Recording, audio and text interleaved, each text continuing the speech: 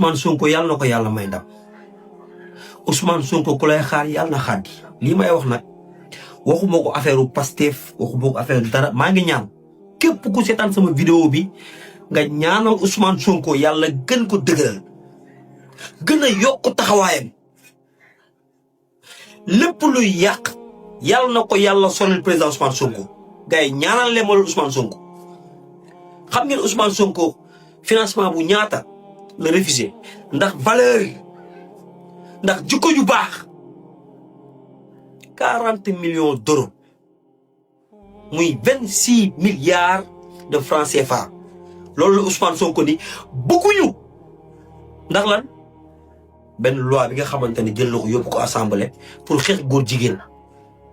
te nañu pare ndax des na yeneen est-ce que xam ngeen ni wala mi bii nekk Belgique dafay liggéey ak Sénégal depuis Sénégal am indépendance 1960 ba tey ñu ngi liggéey ak Sénégal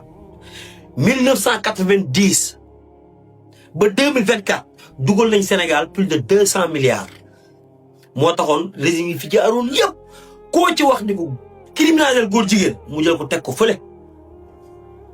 donc ñoom état la ñuy liggéeyal ak ay ONG patriotes yi nañu pare xam ni lépp luy ONG bu daan jot financement yu mel nii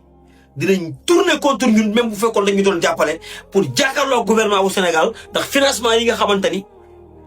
Sonko dagg na ko nañu pare nañu boole li ñu neex ak li ñu naqari nekk ci côté gouvernement bu Sénégal pour jàppale ko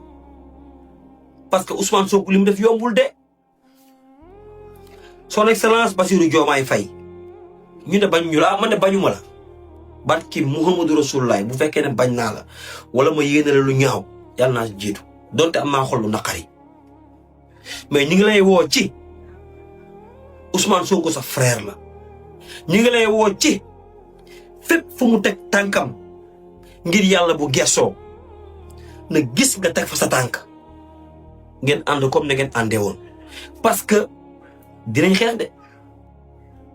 dinañ xeex ak international bi dinañ xeex ak waa national yi nga xamante ne ñoo doon jot yenn financement yi te ngeen waxoon ni lépp luy financement bu jóge Europe di dem ci ONG yi di ngeen ko dagg di ngeen ko xool dagg ko bii def ci bopp tey droit de l'homme yu bari dinañ jóg jàkkaarloog état bu Sénégal seetaan ngeen Aliou Tine barki démb RADDHO